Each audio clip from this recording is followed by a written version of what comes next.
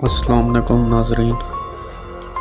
दरख्त हमारे लिए एक बहुत कीमती असासा हैं। ये ना सिर्फ इंसानों को साया और लकड़ी फराहम करते हैं बल्कि बहुत से जानदारों के लिए ये कुदरती पनाहगाहों का काम भी देते हैं। ये हमारी ज़िंदगी का लाजमी हिस्सा हैं और हम इनके बगैर नहीं रह सकते। तो आज हम आपको कुछ ऐसे अनोखे दरख्त दिखाएंगे जिनमें से कुछ गुब्बारे की शक्ल के हैं, कुछ में से खून बहता है, कुछ जो हैं वो जहरीले होते हैं और बाकी जो हैं वो मुक़द्दस समझे जाते हैं। बॉटल ट्री ऑफ नामीबिया, इसको सबसे पहले एक पुर्तगाली जियोलॉजिस्ट फर्नांडो डा कोस्टा ने एक्सप्लोर किया था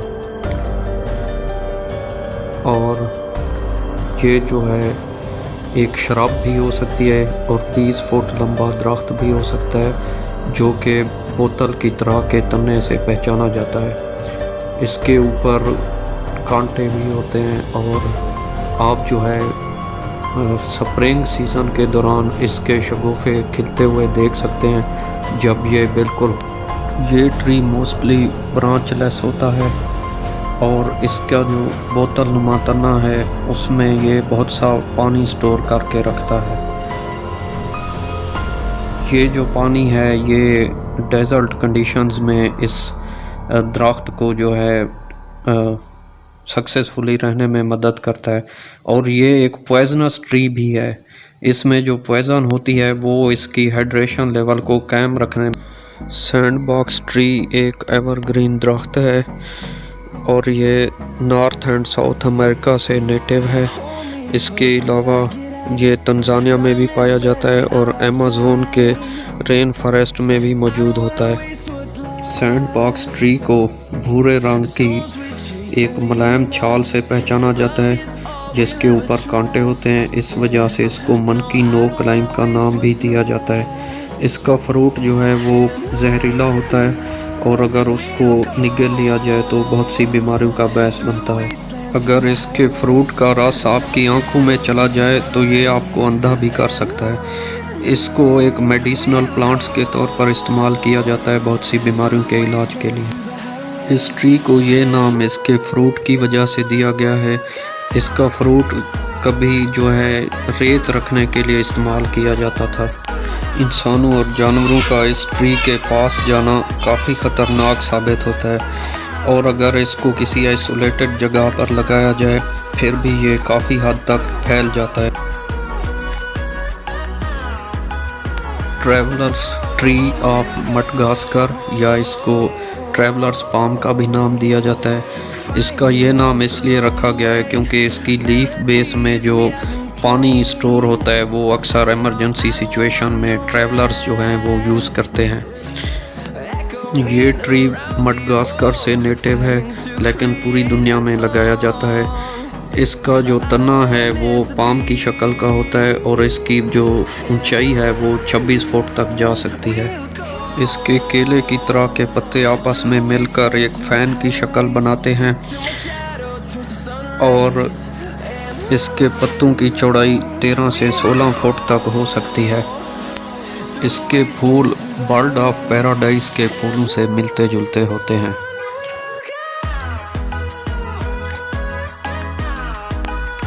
स्केलेटन डेड विली ट्रीज, ये ज़्यादातर नामीबिया में पाए जाते हैं। कहा जाता है कि बहुत पहले एक दरिया बहता था यहाँ पे, फिर उस दरिया के सूखने के बाद यहाँ की आबो हवा भी बहुत ड्राई हो गई, खाली तने बाकी रह गए। इस इलाके को डेड मार्श यानी दलदल या वैली भी कहा जाता है, डेड वैली। जब इस डेजर्ट की क्लाइमेट बहुत ज़्यादा ड्राई और हॉट हो गई तो ये दरख्त जो हैं ठीक तरह से डीकम्पोज भी नहीं हो सके और स्याह हड्डियों की तरह इनके तने बाकी बच गए।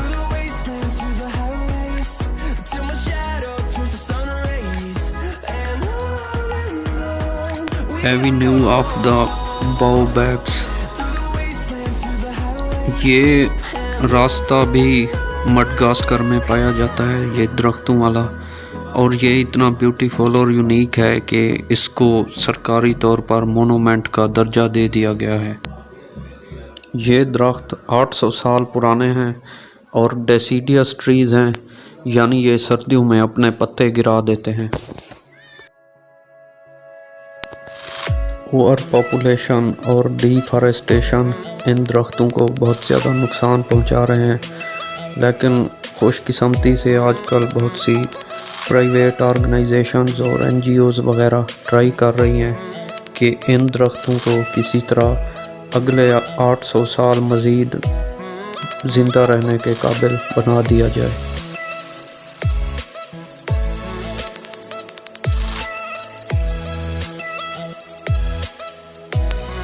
बहुत अरसा पहले स्क्रिबनर ब्रदर्स को $75 $75 के अवेज़ ये टास्क सौंपा गया था कि वो जो है वेवोना ट्री के अंदर से एक टनल निकालें, जो कि योसेमाइट नेशनल पार्क कैलिफोर्निया में वाक़या है।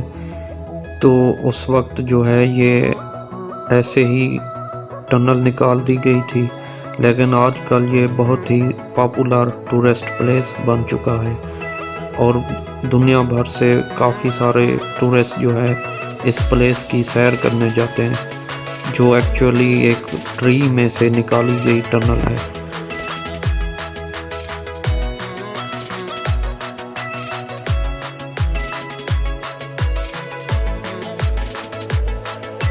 ड्रैगन्स ब्लड ट्री, ये एक ऐसा अनोखा ट्री है जिसमें से ब्लड निकलता है, यानी ब्लड की तरह का एक लिक्विड निकलता है।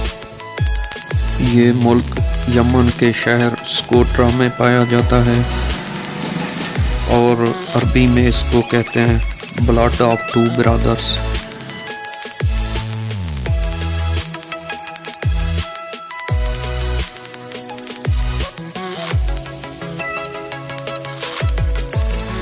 इन ट्रीज़ का आइलैंड दुनिया के एक बहुत अहम ऑयल ट्रेडिंग चैनल पर पाया जाता है।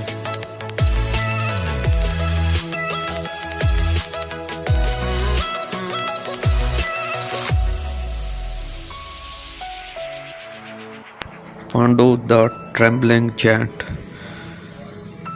ये ग्रोव जो है 106 एकड़ पर फैला हुआ है। ये असल में एक रूट्स का बहुत बड़ा जाल है। इसका तरीका ये है कि जो दरख्त होते हैं उनकी रूट से ही दूसरे नए दरख्त बनते हैं जो जेनेटिकली आइडेंटिकल होते हैं, यानी बिल्कुल एक जैसे होते हैं। जो रूट्स की नीचे ऑफ शूट्स होती हैं उनसे ये एक जो है एक दरख्त से जो है पूरा ये ग्रोव बन गया है। फॉल सीज़न में इन दरख्तों के सारे पत्ते ग्रीन से गोल्डन हो जाते हैं।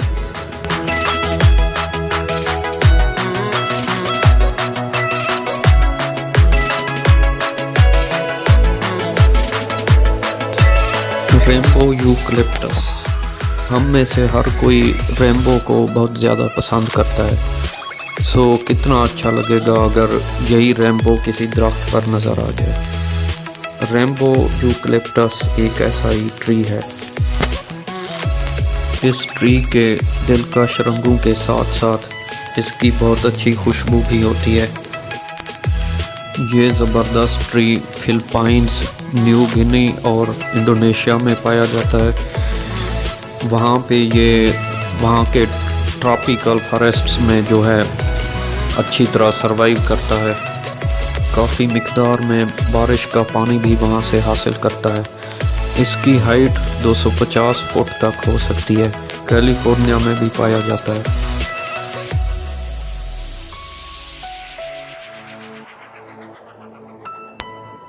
वाइन्स ऑफ विस्टेरिया, ये दरख्त ख़तरनाक हो सकता है। इसके फूल जो हैं वो ब्लू से पर्पल होते हैं, जो परगोला से कमानों की तरह लटके होते हैं, और ये फूल जो हैं समर सीज़न में उगते हैं। अर्ली समर में और उसके बाद स्प्रिंग में भी बहुत हैवी फ्लावरिंग होती है।